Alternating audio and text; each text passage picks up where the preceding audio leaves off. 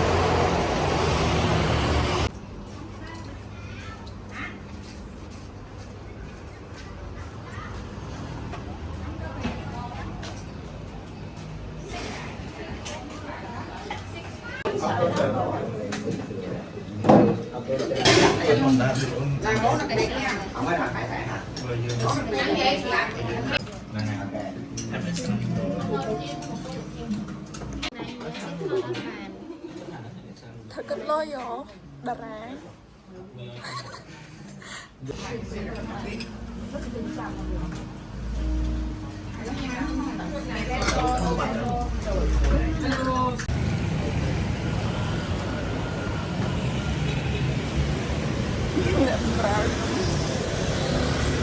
Mã chua là anh mà chui mơ nhung đã bóng bộ.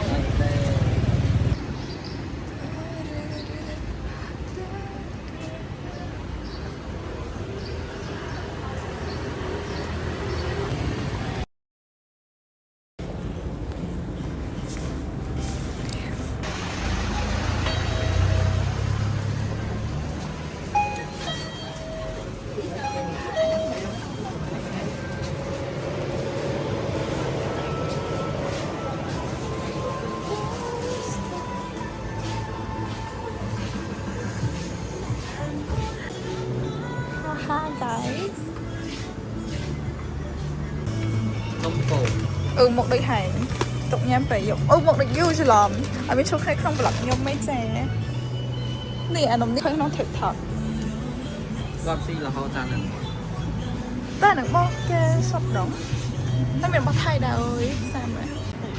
Sao nào hơi tập trên phí supermarket là. Anh ăn nhau mấy friend. Bánh tráng is like 25 one một chẳng nhắm trong kia.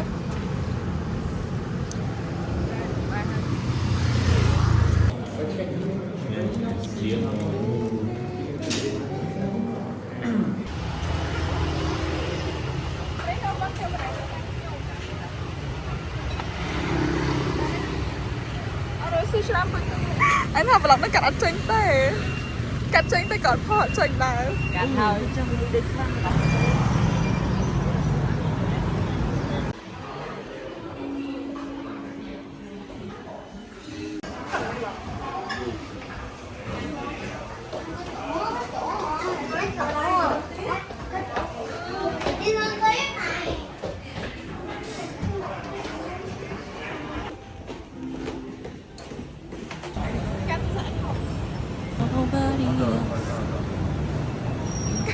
mới chặt bắt cú sắp ấy. Tại cái chọn ba thẻ. thì họ mà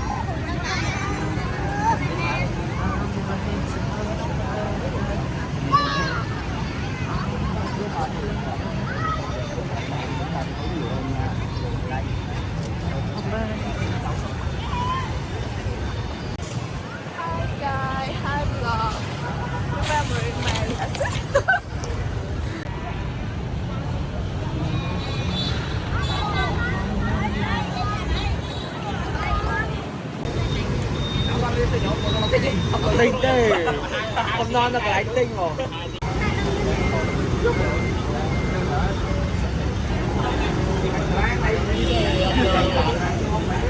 Tức là im mặt trăng.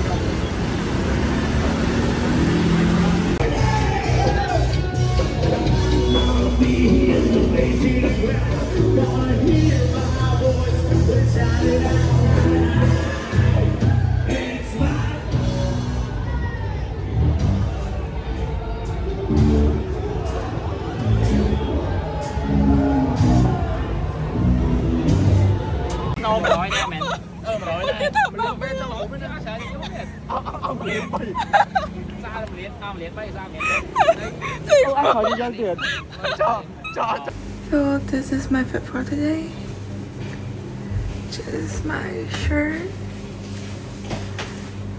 my cardigan, and the simple pants. Airbnb Mà chạy anh lợi. Lại mà. bơi giúp đi chiều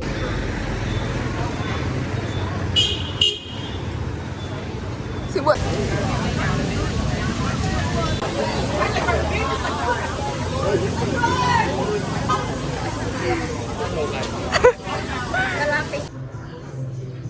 So excited, I might get this. Sao từng cử.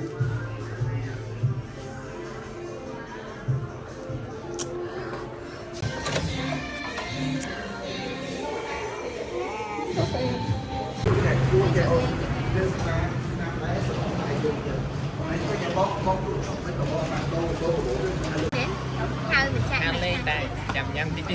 Dần. nhưng mà có hay Nhưng mà nó hay thay. nhâm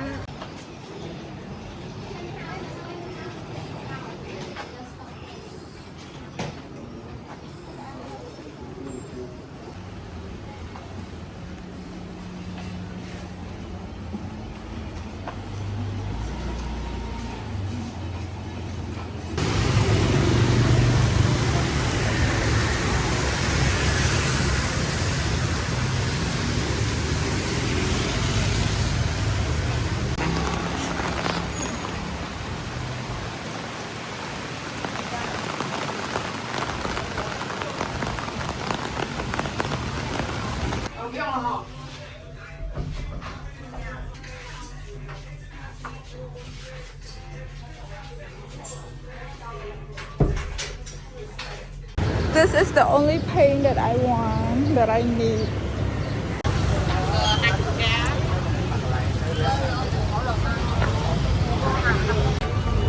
Cho này phát tình nữa. Nhâm creme.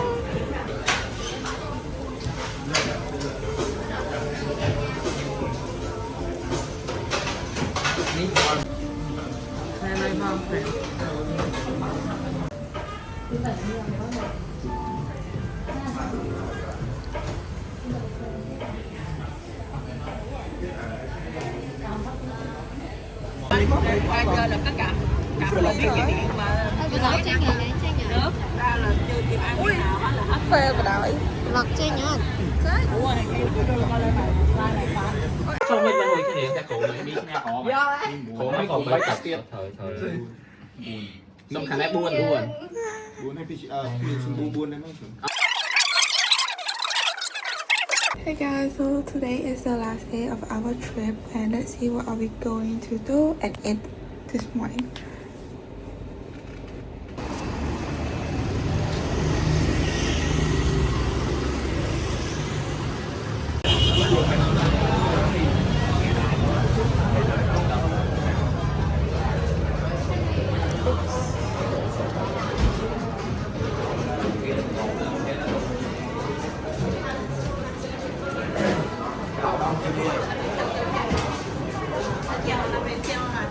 Nhi ơi để chị lấy cái đá Nhi ơi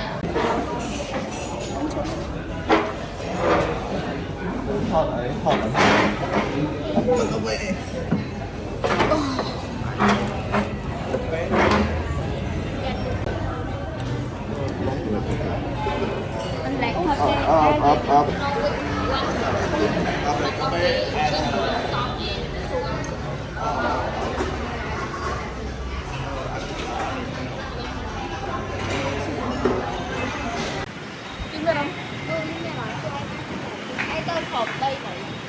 tao mười ai nữa mày nói nợ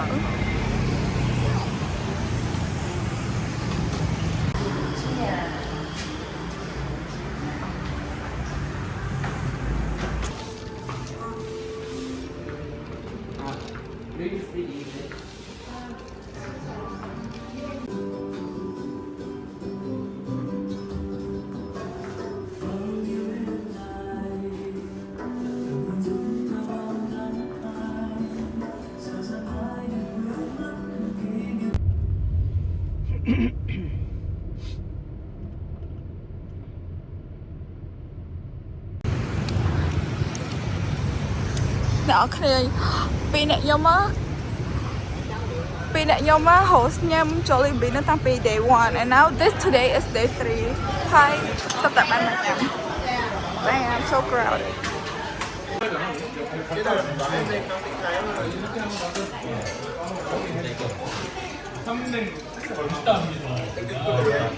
thì ban mày nhà mày overhypeខ្លាំងនេះ Thank you มักแบก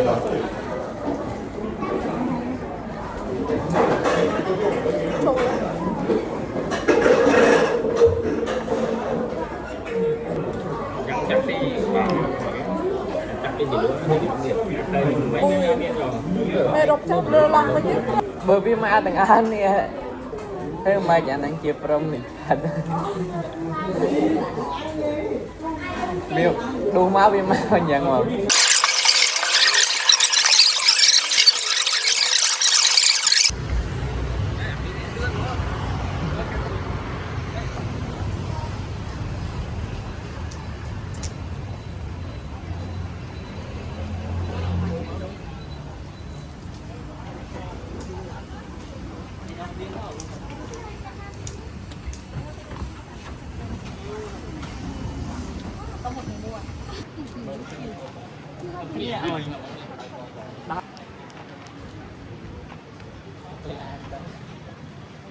anh tha miền tại video Việt Nam miền tại video Việt Nam